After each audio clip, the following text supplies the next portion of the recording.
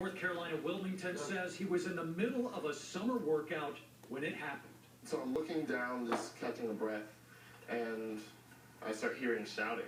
Campbell claims he looked up to find young white men driving by in a pickup truck. They were shouting threats, profanity, and racial slurs, calling Campbell the N-word. Did you think they were going to get out of that truck and come after you? I definitely felt, had I made any type of return gestures, comments, that it would have gotten physical extremely quickly. And it didn't stop there. This is where the pickup truck was? Yeah. Campbell took me to the very spot where he says all the ugliness played out. He says the truck came back a second time. The driver looked directly at him and angrily threatened him again. That was probably one of the few times I've been called a nigger and really felt like a nigger. There were no other witnesses, no one to back up his story.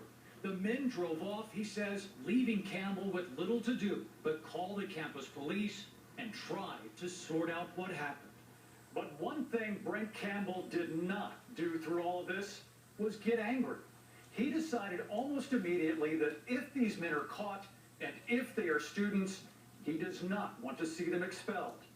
Campbell says he's got something else in mind. If you sit down and talk to any of these young men, what do you say to them? The first thing is I forgive you, and I mean that. I mean that. Calling on his faith, Campbell wants to meet his alleged tormentors face to face. He spells out his plan in a letter to campus administrators, asking that the men be required to get to know him. If he could get a glimpse of the person that I am, he would find in all of that the solution. That is how you change a heart. It is a message of compassion. Campbell wrote about the men somewhere in their homes, in their schools, in their churches even, they were taught to hate. But it was a line about how knowledge and love have the power to change a heart that really moved Chancellor Gary Miller. I remember reading that several times, and I believe that.